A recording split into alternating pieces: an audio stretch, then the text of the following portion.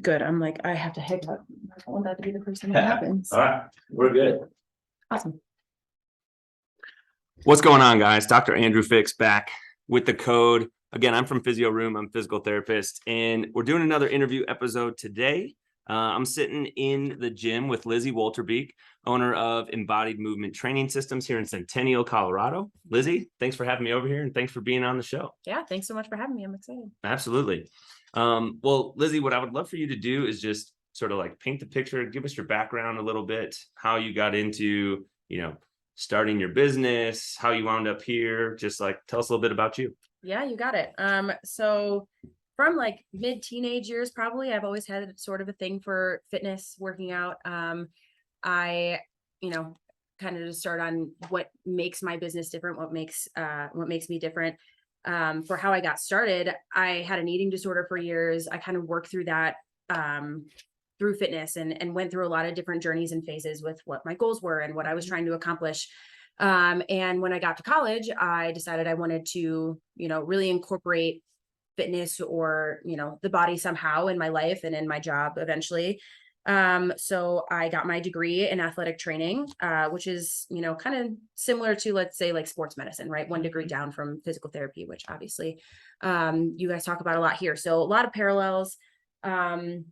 And during my senior year of my program, I ended up going to the Air Force Academy for an internship down in Colorado Springs. I worked with wrestling and football, and I just loved it. I loved the type of work. I loved Colorado. I was in Florida at the time, so I kind of decided that I was going to make the trek out here after I had graduated. And I didn't really have a plan for what I was going to do when I got out here. I just kind of made the move, and I decided that I was going to start by just working at a gym. I had the background, and I said, I'll start by being a personal trainer, see if anything else pops up. Yeah. And I think with the skill set that I had in that setting, it kind of helped me stand out. It helped me fill some voids for some of the other trainers' clients that, maybe they didn't have the experience or whatever to do. And kind of got my, my rhythm into it, really started to enjoy the type of work that I was doing and started to really differentiate who I was and, how I wanted to work with people. And after about a year of working for a corporate gym, I decided to branch out on my own. Like I said, I really wanted to do things differently. I feel like the corporate setting kind of limited me in my accessibility to the people that I wanted to reach, how I wanted to do things. And, corporate gym settings, the structure, how you get paid, all that stuff is just not where I wanted to stay forever. Mm-hmm. So I kind of got the desire to go out on my own. And that happened in August of 2020. And pretty much since then, it's just been a journey. It's been an awesome learning process. And now, my primary goal is to just help people move better, feel more comfortable in their bodies. I really focus on high quality pain-free movement. I don't do a lot of weight loss. I don't do a lot of aesthetic change, no competitions or anything. Very much focusing on the individual and helping them feel the best they possibly can. Yeah. Yeah. And I hear you say that a lot, high quality, pain-free movement, making sure people are moving correctly and understanding, and learning how they're supposed to move with various activities, whether we're talking about squats or deadlifts or whatever that might be. Yep. But it's been a while since I talked to you about, moving from Florida to out here. But so many people do that, right? They come to Colorado and then they decide they're going to move to Colorado, whether they have a plan or not. Right. I talked to someone recently who just moved here back in November, and they were like, yeah, I left Ohio and I just came out here to visit somebody. And then I decided I was going to move here and just figured it out once I got here. Totally. I hear that story a lot. So what types of different sports and activities and things did you enjoy doing while you were growing up? Yeah. I actually, as I was always athletically inclined, but I was never really talented at any sports. Sure. And I had a hard time really getting into competitive sports. I didn't like team or group activities very much. I was a lot more of a lone wolf in that sense. So I started lifting and getting into exercise in that form, weightlifting, when I was probably 15 or 16. Within a few years, a lot of people around me were bodybuilding. Yep. So I kind of got pulled into that world a little bit. And like I said, with the eating disorder background, it was a little shifty, but ultimately sports wise and what was appropriate for me, the kind of sport that I wanted to participate in, it was perfect in a lot of ways. So I focused in that realm for probably 2 or 3 years. I only competed once, but it was an awesome experience. And then I dabbled in like some powerlifting, some Yeah. CrossFit, and just always kind of stayed more in the realm of like the gym. Yeah. But awesome experiences, and it's really helped me to like adapt to the kind of people that I see now, and allows me to like see a wider range of people and really help. Sounds, a little different in the aspect of, you went to school for athletic training and stuff. But some parallels there to like my wife's situation, Erin, same, story. She grew up, she was like the person on the youth soccer team that was like playing with the dandelions while the other people are like chasing the ball over here. And so she's playing softball and she's like playing in the infield dirt and stuff. Yeah, totally. She was like never the like team sport competitive type of person like I was growing up. Yep. And then, her sister is a very talented runner, All-American in college, runs as an adult now, like very fast female runner. And Erin was, starting to get involved in personal training, like as a client, right? She starts working with a personal trainer pretty much like right before we met back in 2016. And then she started to getting asked by the trainer, like, what do you want to train for? What type of goals do you have? And she's like, I don't know. My sister runs marathons and runs races. I hate running. Yeah. She's like, I don't play sports. I don't want to do this stuff. So then she ended up basically finding like the gym as her like competition type of place. And she competes with herself and pushes herself in the gym. Yep. She ended up training for some shows and stuff like you just said. Yep. The last one that she did was almost 2 years ago now. Yep. But yeah, it just sort of took on like competition a little different way. And now she is so passionate about working out and training and being in the gym. And she trains a couple clients as well virtually. Yeah. So yeah, that's awesome. I think, it's always funny because people always ask me like, oh, so who are your favorite sports teams or whatever? Sure. Like, honestly, I don't really like sports that much. I don't really care. I think that they're fascinating. I think that, the technique, the skill, the repetition, the body awareness, like all of the stuff that goes into sports, I love. And I love working with athletes in that sense, because I know that I have an eye for mechanics and for efficiency and for like, if I can apply what I've learned and how the body moves to athletes, great.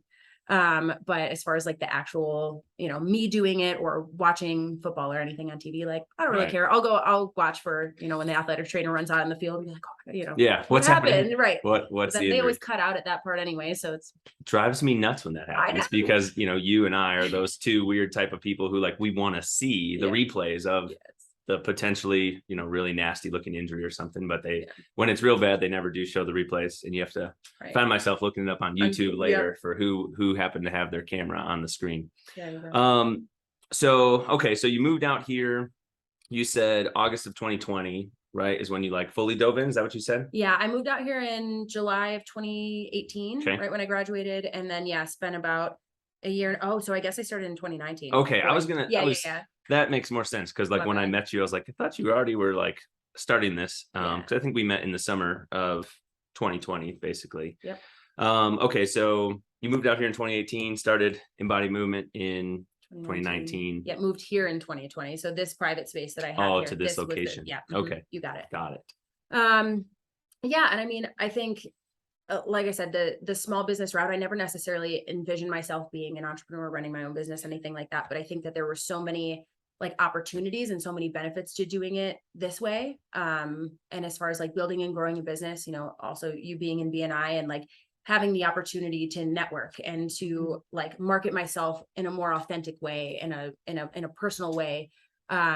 Because, I care about helping people. Like I know everyone says that, but I want to learn about your life and learn how your life has been affected by your chronic pain or the injuries and surgeries that you had 10 years ago. And, kind of fill in some of those gaps for people who don't quite understand why they're not feeling the way that they want to be feeling when they're moving, or they're constantly hitting plateaus or getting stuck. Those are things that I love to learn and help people with. There's a theme here on this show for any of you guys listening that you can hear whenever we interview somebody. It seems like we, without necessarily prompting from me, we wind up on this topic of like the purpose of your business and the passion in your business is, it's more of a relational aspect than a transactional aspect. Totally. Like, of course, yes, there has to be finances in order to, allow you to help people and work with people in the way that you want to, and that's going to help them. But that's not the goal, right? The goal is to build relationships, and then the relationships is what's going to help them accomplish what they're looking to do. And then the finances just figure themselves out at the end of the day when all that gets taken place. Yeah. I like to say the margin fuels the mission type of thing. Like there has to be money in order to allow you to reach your mission or to chase your mission, but that's the goal. The mission's the goal. So, it seems like a lot of potential trainers do that end up going out on their own. You started working at a, corporate place. And I think the thing that people see maybe is like, maybe there's more security in a big corporate setting, but usually people end up feeling like, but I can't do what I really want to be able to do unless I go out and do this thing on my own. So, like, have you, since you decided to leave the corporate setting, start your own business, have you ever had any, like, I don't know if regrets is the right word, but have you like missed that corporate setting at all? Or are you like so happy that you have this now, and even though there's different challenges, it's been worth it for you? Definitely more the latter, but like there are, like we were talking about before we started, some of the illusions of security that we like really relate to corporate settings like that, right? So it was nice to walk in and have a pool full of people to pull from that I didn't, and have call lists of people that I could contact, and, just have more repetitions, especially when I was learning how to talk to people and how to sell myself, because it's necessary. Like that really gave me the opportunity to like build confidence and security in myself. Which I appreciate. It served the purpose that it should have, but definitely since I've been off, like I said, it's everything else is so much more authentic, and everything else just kind of flows into my life in the way that I want it to, versus that sort of like forced, like, inauthentic interaction that I was having on a more regular basis. So love this. I mean, definitely comes with its ups and downs. But at the end of the day, we have to work no matter what. And this is what I love doing. And it's the best, possible scenario that I could have gotten into, I think. So yeah, we all can't win the lottery. Right. I heard a story yesterday. I was listening to sports radio, and someone was talking about, putting some money into like lottery tickets because there was some $400 million take home prize or something. And how they got on this topic was like one of the NFL team owners recently, like a few days ago or a week ago, just bought a title belt from Muhammad Ali's boxing days for $6.1 million to get this piece of memorabilia. And so then they were basically debating on the show, is there anything that you would spend $6 million on? And basically the guy said, even if I won this $400 million lottery, I would not spend $6 million on a piece of memorabilia. But yeah, to each their own. But yeah, I'm with you. If you are going to have to work anyways, right, you might as well be doing something that you're like extremely passionate about. Yes. Because you could make money over here, you could make money over there, and where are you going to be the happiest at the end of the day? Yeah. So what I would love for you to do, since you started, this business in a different location in 2019, and then 9 months later or whatever, the COVID pandemic starts. Yeah. So you were relatively new, like in your own personal business. And we've talked to a couple people that of course have their own business who have like gone through this pandemic together. Yeah. But what was that time like for you, not even being a year in, all into your business, and then the world kind of shuts down for a couple weeks or a couple months there in early 2020? Yeah. Super interesting. Cause like you said, I dove in head first, not having any of the skills or the knowledge necessarily to do what I was doing. My wife was the one who, like my wife now is actually the one who kind of helped support me and encourage me and give me a lot of the steps to starting my own business. And she supported a ton of that while I was going through it, and, suggested I do BNI and like really just helped me navigate the process. So I think having her there like throughout the entire beginning, and then when the pandemic hit, having that support system was huge. And it also helped me to realize that like I can be resilient, I can shift, I still have the capacity to face challenges, even though I'm new and it's not something I'm necessarily comfortable with. Yeah. So, right, obviously the beginning was tough because the 2 months of the shutdown, essentially like I couldn't work for all of March, until probably May. So that was tough. But after that, I think because 2 months later, I got into this private space. Really, my intention when the world shut down was to get into a private space of my own so that I could have that one-on-one time. I could create the social distance. I could have the cleanliness. Like I could provide people with a space that they still felt comfortable coming to. You could create the environment. Correct. Right? Yeah. Yep. And, it worked out really well. Like I want to say that 2020, not anymore, luckily, because my business has grown and things have gotten better. But like that was such a good year for me because I had created a situation that made people feel comfortable and people had the time and the resources and were willing to spend their money during a time where like they couldn't even really go to the grocery store. Like, yeah, you're not going out to eat, spending money. Yes. Like yes, restaurants are either closed or very minimal capacity for a long time. Yep. All the extras like nails and vacations and things like that, they just weren't happening. So people were willing to allocate their money toward their health and fitness, being cooped up in their homes. And so really that whole year, and well into probably the first half of 2021 was just awesome. And I was busy and, consistent. And that was actually when I, came up with the idea to add on an employee, it was in April of 2021. And, one of my clients had been working with me for about 4 months, and I had mentioned it to him because he noticed how busy I was. And I was like, I'm really looking for somebody like that I can bring on as an intern that's moldable, that has the education that I'm looking for.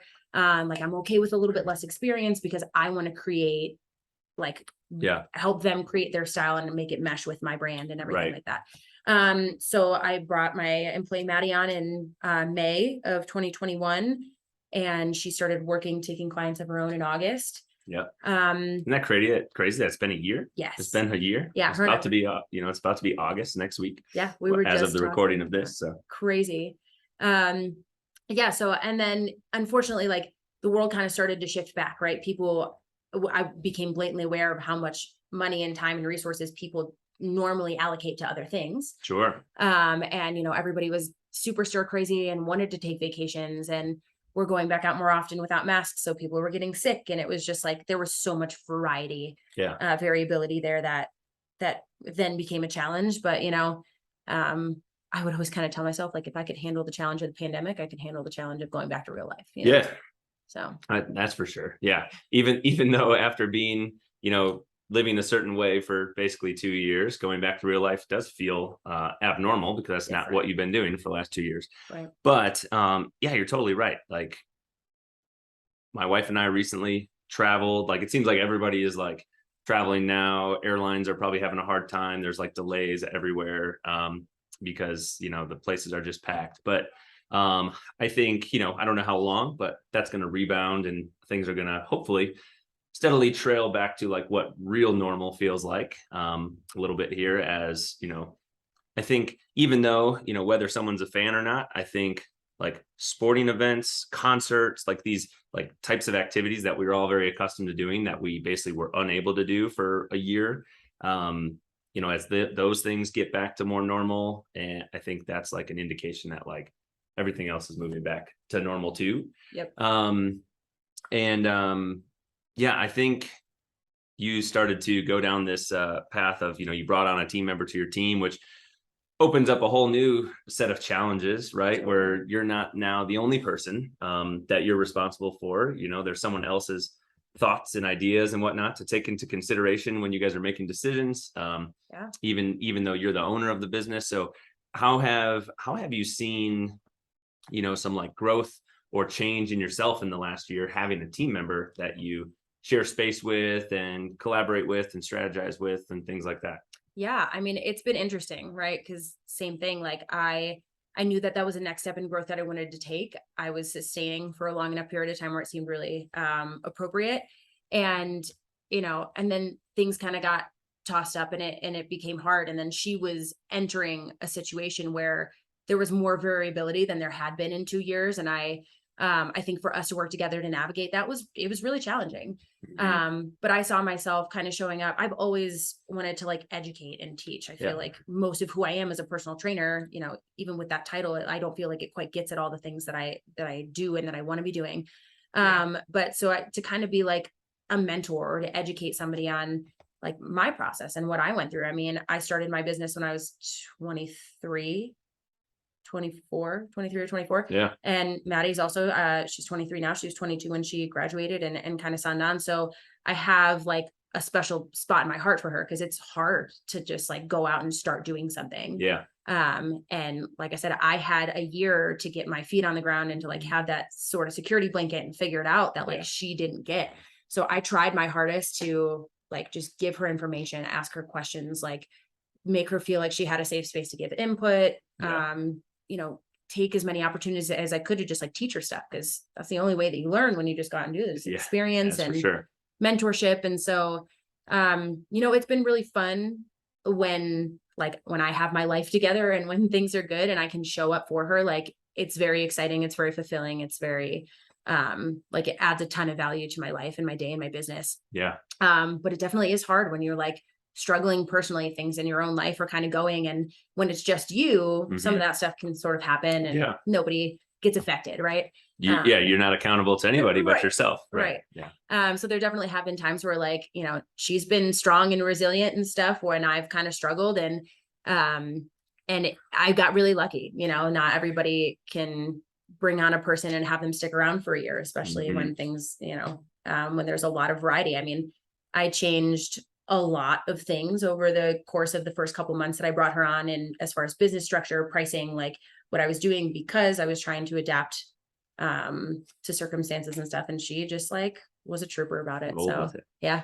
Isn't it interesting how, you know, no matter the dynamic, like what role you're in, what role she's in, like, okay, yes, you're her boss. At the end of the day, you sign her paychecks type of thing. But isn't it interesting how we all need support? No matter, you know, you could be the top position at some X, Y, and Z company, but that doesn't mean that you always are going to have it all figured out and have your life together. You're going to need support from people that, according to the organizational chart, might be below you. So I mean, we all need that at the end of the day, which is what I think makes, you know, having like a team environment or having other coworkers or friends and whatnot so valuable. And then you kind of mentioned, you don't think that trainer or personal trainer kind of like is a title that encompasses all of what you do. And I would agree. I grew up, you know, in the team sport type of aspect, like played a couple sports in high school, 3 sports in high school, 2 sports in college. So like the term trainer in my head is, you know, linked with the athletic trainer, right? Because you never would say the term athletic trainer when the coach says, hey, your knee hurts, go see the trainer, right? Go see the athletic trainer or go see the AT. And so when I hear someone talk about a personal trainer, well, depending on how you work with clients, you're doing a lot more than just, you know, coaching them through a couple movements from an exercise standpoint. You might be coaching them through their life. You might be coaching them through different obstacles that they have going on outside of their life that are impacting what's going on. You might be coaching them whether or not you are telling them what to eat. It might be like, hey, food choices, this type of thing. I like to use the term coach more than trainer because I think the coach is maybe a more broad encompassing term that like I'm your guide here type of thing. I can't do it for you. Like no one would say that the coach maybe is not quite as important as the players on the field in a team sport thing because they didn't win the game, but they guided the team to, you know, whatever the outcome was. So gave them the resources, all thing. It's funny because when I was in school, everybody would always, like all the athletic trainers that were in the space and working would always get frustrated when people call them a coach because they felt like it reduced like their title. And I guess like in that sense, I understand, but like you said, it's so much more than just like coaching people on movements or teaching people how to do something. Right. And I value my education and my internship experiences, the mentors that I had along the way so much. Like, I just feel like I got such an incredible, like, understanding of how things play into each other. And that, like, to me, exercise is on the rehab spectrum. Like everything, it's from, you know, immobile and incapable of moving to like peak performance, and everything in between can be rehabilitative, can be injury preventative, can be, like, can help moderate or modify people's chronic pain and just like daily experience. Cause everybody has that, right? Like, I don't know anybody who doesn't have an ache, pain, stiffness, like something, right? And, you know, fortunately, but unfortunately, the more that you move your body, the more intensely you move your body, the more, dynamic you move your body, you set yourself up to potentially get injured or have more of those issues. So, my resource, me as a resource in those situations are just helping to like mitigate that injury process as much as possible. I'm also like qualified and certified to do some body work, to do some stretching. So I can, I also have that aspect of being able to say, like, if one of my clients comes in and their low back is just lit because of their life, we can take the first 5 to 10 minutes to stretch out their lower half, do some corrective exercises to prime them and make sure that they feel good so that by the time we start moving, they feel better. And I can't say that every personal trainer that I know has the skills to actually do that. Well, I can tell you that not every personal trainer does have the skills to do that, because whether this is right or wrong, the barrier to entry to the profession is not a large one, right? So you can, and this is true of a lot of different professions. Some have much larger barriers to entry. Some require particular degrees and programs and, X, Y, and Z type of certifications. Some require an online course that you could have no prior coursework and knowledge. Like you Google it, the Quizlet that somebody already filled you could out. answer the quiz, and then you get your certification, and boom, now I can do this career that someone else like yourself might have extensive knowledge that is way greater than that. So one of the things that I think is awesome, like about your situation, is relative to what I would consider the average personal trainer of, the hundreds that I've met. If I just average those all out, you have a much more extensive anatomical knowledge than the typical person, which is comforting to me, knowing like, hey, if I have somebody that is going to work with you, I don't have to, like, I would follow up on that person just from the relational aspect, but I don't have to like keep tabs on or follow up to know that they're getting the care and the attention that they need, because that's already a given. Right.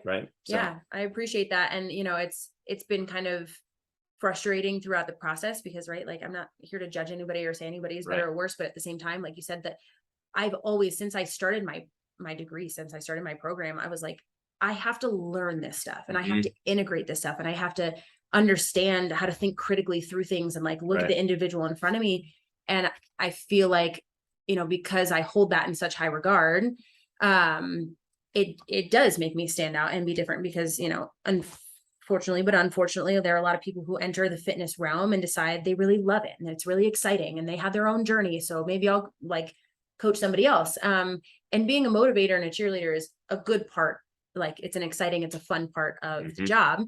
But we also have the potential to really hurt people. Like we're working with people's bodies where they're moving heavy objects, odd objects, like intensely or more frequently than they do in their day-to-day life. So like you really have, in my opinion, really just have to have a solid understanding of all the factors and how to make changes.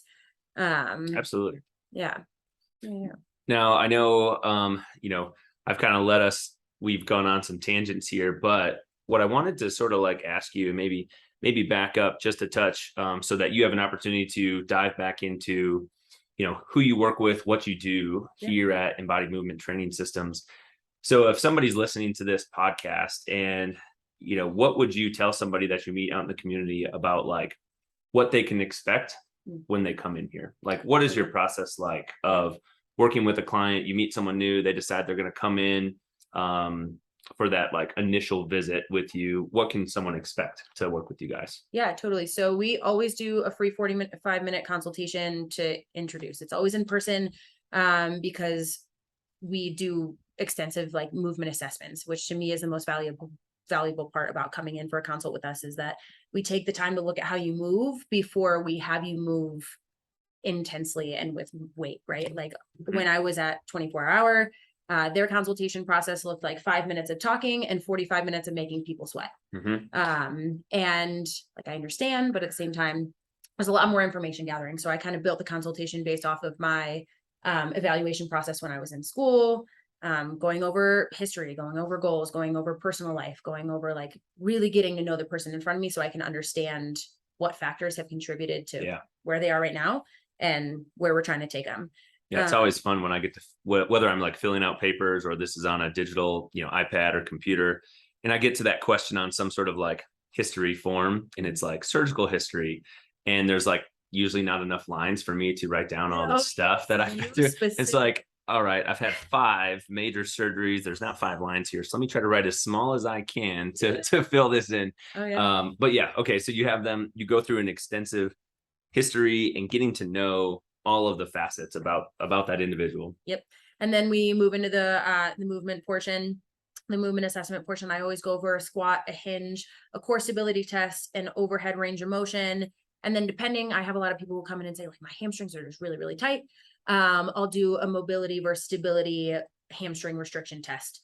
Just to kind of see, is this really a flexibility issue, or is there some strength deficit here that we're missing? What do you tend to find with that? A lot of the times it's stability Yeah, more than right. mobility, right? They're having weakness in their hips and their core. They're not able to, get their body and their brain to feel safe enough to have that range of motion in their hammies. So, but all good information to have, and most people are, have the wrong idea, Yeah, which is sure. understandable. But it really helps, and I think that portion is so important because it really reflects back to the client, like, oh, like, these are all the things that I'm doing that have never felt good or that feel just off. And Yeah, we'll make corrections during some of those portions, and I'll give more cues, and I'll see how they respond. Like, it's also some feedback for me to see how engaged is this person, how mindful are they willing to get when I give them a verbal cue, and they try to execute. Like, can they self-reflect in that moment? Like, did I do what she asked, or Yeah. did I not? right. Tons of intricacies in there, but like very, very important for both of us, in my opinion.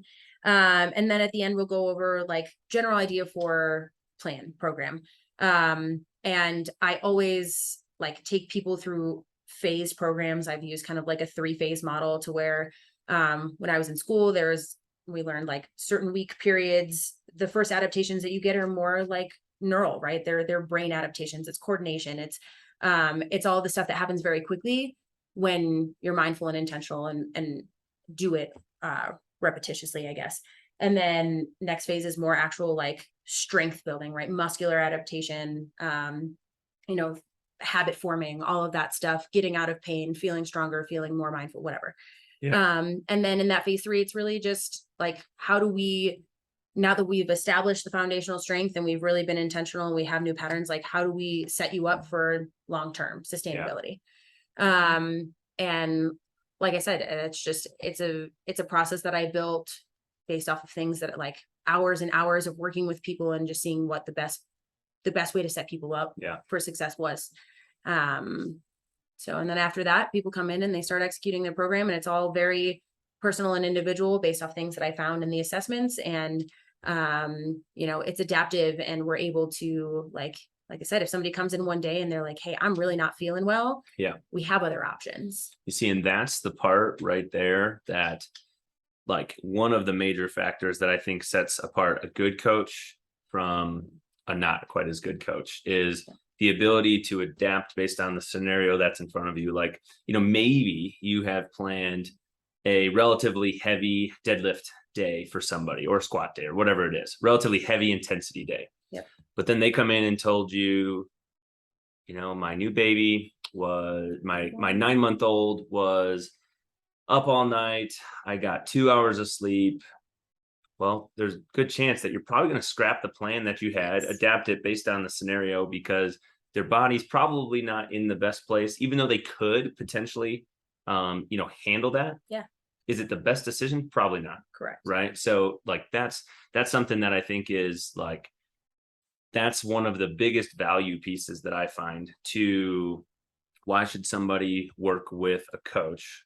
Why should somebody work with someone who individualizes the program to them? And what is different about that compared to going to a group exercise class that has 25 people in it, where the people who are instructing that class, they don't really have the ability usually to make those modifications for everybody. Right. They can make some very general modifications, but they can't individually adapt it to each person in the room. Right. Unrealistic, not the goal or intention, right? Like, when people go to those classes, they don't want to sit and be told about their form. Right. They're there to work out for 45 minutes. Get my sweat. Exactly. Yeah. And that's fine too, right? I also support that. Like, I've seen multiple people who come in and they want to continue to go to Orange Theory, or they want to continue to go to one of those group classes. And I say, go ahead, but let's spend the time in here really nailing down all of the stuff that you're not getting there, so that you go there more informed and you know what your limitations are. Because back to where we started, like, sometimes a lot of the time, like more times than people think, less is more. And it's hard, right? Because people think like, well, I'm paying you to make me sweat. I'm paying you to put me through, to make me sore and to do all of this extra, right? Because just the way that they relate to exercise in their body is through this lens of like diet culture and like really big fitness. Like, and my goal is to bring people back to reality, right? Is to focus on longevity and sustainability and say, you had a night where you had 2 hours of sleep, high stress, probably didn't eat enough, probably didn't drink enough water. Like your body's not set up at this point to do these things. Mentally, I understand that we could push through, and that's an important piece too. Like there are also days where you're going to come in and you're going to feel like crap and you don't want to be there. But the mental push is important then. And I'm also here for that. Yeah, absolutely. But I love that. Differentiating is important. I would like to just very briefly ask you one question that, I know you and I already have the same answer towards this, but you had mentioned in your movement assessment, like you go through with people, you always look at a squat, you look at a hinge, you look at some other movements, stability versus mobility. So I find myself discussing with clients, what a hinge is every single day in the clinic, squatting versus deadlifting. But there still seems to be this perception out there in the world that deadlifting or hinging is bad for your back, right? So I'm assuming you've handled that question multiple times from clients. So when you have somebody do a hinge or a deadlift, or you maybe suggest, hey, we're going to teach you how to deadlift, and maybe they say, but isn't that bad for my back? How do you normally handle that conversation? Because I don't think people could hear this enough times. So I would just love to throw it on here. Yeah, I think just educating the clients and the people, right? Most of it is starting with execution. Like, are you even performing? Are you doing the thing that you're supposed to be doing, or like your goal or intention? So teaching them that there's not a lot of knee bend in a hinge, right? Like just showing them the difference between how it looks and where we should be intentionally focusing our energy. Where should we be feeling it the most? Like telling them what muscles are supposed to be working first, second, and third. And then maybe explaining back to them, like, this is the order that yours are happening in, and this is the order that it should be happening in. Right. And then, explaining, like the role of the glutes, the role of the core, the role of the lats, the role of, just being very mindful and like I said, just focusing on the execution. And, if I kind of get into this with other personal trainers too, that will implement a movement that could potentially be a good movement, but if you're not executing it well, it's not a good movement. It could potentially be a harmful movement. The hinge is one of those. It could be one of the greatest movements for you, full body strength, resilience, like power, all the things. Powerhouse can make your back stronger than ever. But if even just a couple things are off, and then you try to load up that movement, it could potentially be really bad. So I mean, education, execution, and just like giving them, like teaching them how. It's more about how you're moving than what you're doing, right? Like, how are you doing what you're doing? Always. And that can make it's a quality thing, right? Is your movement quality? If it is, chances are you're going to tolerate that much better and respond to that in a positive way and see improvement from that. But even people who are very, very proficient at doing certain movements still occasionally will get themselves into a bad position, do something a little off, and then maybe they feel some pain or discomfort as a result of that. Usually what happens though is the more proficient you are with something, the more tolerance you build yourself and the more resilience your body has to withstand a rep that's maybe not as good here or there. Yeah. And you have better awareness, and, then the deeper dive then, right? If you really are proficient, you understand how you're moving, everything, then like what other factors were at play that caused this? Do we have an underlying strength or stability issue somewhere else? Did you not sleep well? Did you, are you not hydrated? Whatever that may be.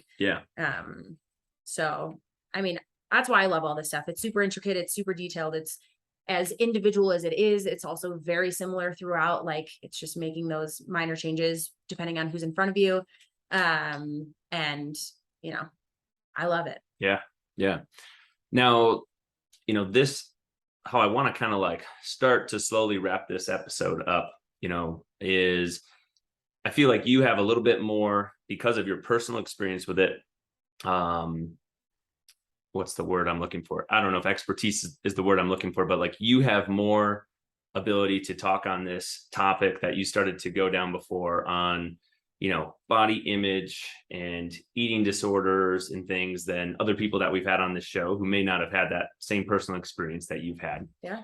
You mentioned kind of like the bodybuilding world. And, I would say that I think there's a perception out there that, and I think it's because there's been a lot of examples that eating disorders or changing the way that you eat and how you feel about how you're eating can potentially get very skewed if you're very in that world for a long time. Yeah. Because your world tends to revolve around like your food, your training, tracking every single thing.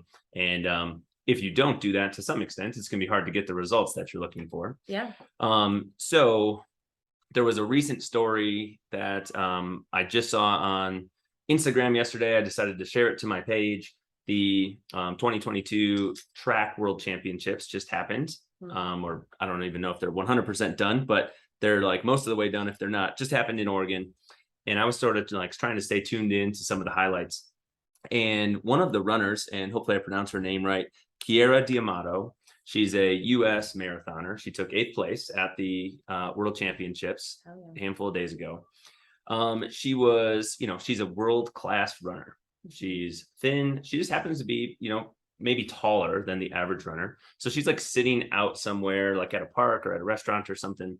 She ends up talking to this random gentleman.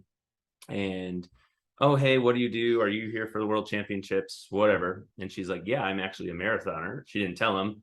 I just took 8th place in the world. Yeah. And his response was, wow, you look big to be a runner, type of thing, right? So it's like a body image type of comment that what she ends up saying is she's heard this many times over the course of her life because, like you said, going through the pandemic, you had a great support system and people around you. She was able to handle this scenario like in a good way and not let it sort of like derail her and send her down the spiral because she has a great support system around her. This is not the first time she's heard this. Yeah. She has a lot of great coaches and individuals that support her. But I think this is something that happens often. And when I shared this to my page, especially being a male, I got a handful of other people commenting like, hey, thanks for sharing this because I've heard this before in my life. Yes. So, I would just love for you to maybe talk for a minute on like that kind of topic on, you've been through some eating and body like situation in your life before. And, how do you navigate that? I'm sure it's something that like, it's like never like it's done, right? Like it's something that you work on. Like we're always working on ourselves. Yeah. And, maybe you've had other conversations with people you've worked with along this topic. Yeah. I know I said a lot of stuff right there. No, it's good. And honestly, like I said, we'll have to like direct me because I just have so many thoughts and so many things. But as far as like, first and foremost, if you feel like you are in a situation where like food or your body image is something that just circulates in your mind all the time, it's obsessive, it's, it's painful, it's hard, it's a challenge. Like I recommend therapy first and foremost, even if, it's a situation where you're like, well, I'm not that bad. Like just go and talk through some stuff because, to me, that's the most helpful and the most like accurate way that you can handle, anything like that is therapy. That's number one. 2, as women, we are so much more susceptible, especially for men. I don't know what happens in their minds, but for some reason, men just think that they can make comments about women's bodies. I mean, I do know why, but it's a common thing. And I think that as women, we need to get more comfortable with standing up for ourselves or setting boundaries in those moments, right? Like if somebody says something to me about I have broad shoulders. I'm a muscular girl. I always have been. Yeah. From the time that I started lifting, I think I was 17 and had been lifting for a year or two. The first time that somebody asked me if I was going to do a bodybuilding show because of how quickly my body developed muscularly. Yeah. And anytime that you look different as a female, you don't fit those norms. Like people feel like they can say stuff to you. So I think, having the self-worth, the confidence, and almost kind of like anticipating those comments and figuring out how you want to show up. Yeah. Like, how can I be kind and gentle? I don't need to tell this dude to screw off. But you could be like, hey, I don't really know why that was a necessary comment for you to make, or like whatever you figure out, to protect yourself. And then the support system is so important. Yeah. And yeah, throughout times, like our bodies change. And I think with diet culture being the way it is, and, the ideal bodies that are out in social media, constantly having that comparison. And, it makes me so sad when I have especially female clients who come in, maybe she's 5'10" and she's a curvier person. And she shows me a picture of like a 5'5" athletic built woman. She's like, this is what I want to look like. Sure. Right. And it's, you can't, you can look as good as your body can look, and it looks good all the time, no matter what, because it's your body. Right. But there are just so many facets to what influences how we feel like we should look, internalizing how we feel about ourselves, especially when stuff is reflected back. So, I mean, ultimately just like doing your work and figuring out what you're willing to put up with, how you want to approach your life. At this point, I haven't tracked a calorie or thought about a macro or anything in probably 3 years. I feel the healthiest mentally and emotionally, physically. Like, I've found a balance. I've learned how to trust myself and be more intuitive about the food I eat. And most of the time, like, my default is I don't really talk about it a lot. Like, I would never make comments on somebody else's food or body because, and it's a tough place to be. Like, when I tell people I don't do weight loss or aesthetic goals, they're like, but you're a personal trainer. Like, what do you mean? And like you said at the beginning, I can have those conversations and give that guidance. Like, I'm here to be a resource or a support. But I actually did a consult with a lady the other day, who struggles with binge eating. And one of my biggest piece of advice to her was to integrate the foods that she found herself binging on into her diet on a regular basis. I think that's a great recommendation. She had never heard that ever. Like, she was like 54, and the first time that she had ever heard anybody mention something like that. And because it is counterintuitive in diet culture right now, it's like, oh, cookies are bad, so I can't have them in the house. I can't be anywhere near them. And if I do eat them, I have to eat them until I can't eat anymore, because I never want to do that again. Right. Versus when you like sit down and have a nice meal and you're craving a cookie, and you go and you eat a cookie, and then hopefully it takes time, but like, you walk away and you don't even think about it. And then Erin did the same thing when she was training for these shows, and she's tracking everything real close. Now, I would not be the person to tell you that Oreos are good for you. Correct. They're not good for you. Highly processed, all the stuff. Right. If you go and listen to our episode that's called The Code to Nutrition, you won't hear me mention Oreos in there. But just like you said, she was like in prep for her show, and she was trying to avoid like going off the rails on a random evening. She was eating one Oreo a day or every other day or something, like tracked into her macros that her coach had laid out for her. But so that she was like, I'm just going to give myself just a little bit of this so that it's not haunting me in the cabinet over there. So I think it's a great recommendation. And even in that situation, like, it upsets me when people take general population, like longevity based fitness goals, like weight loss goals, and then they approach it like they're a bodybuilder. Right. Like, you don't need that kind of rigidity. You don't need that kind of restriction. It's going to be worse for you mentally and physically. I mean, like I said, whole other tangent, but people who say that you can't eat dessert every day and still have abs, like, you're lying, because you might not be able to sit down and eat an entire cake every day. Sure.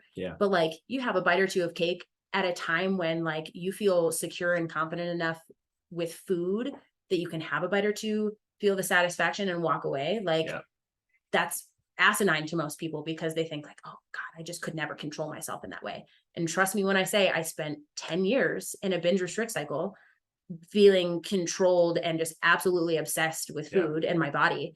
And through therapy, time, healing, all this stuff, incorporating the foods in, like, I don't feel insecure or unsafe with any food anymore. And it's like the most liberating feeling.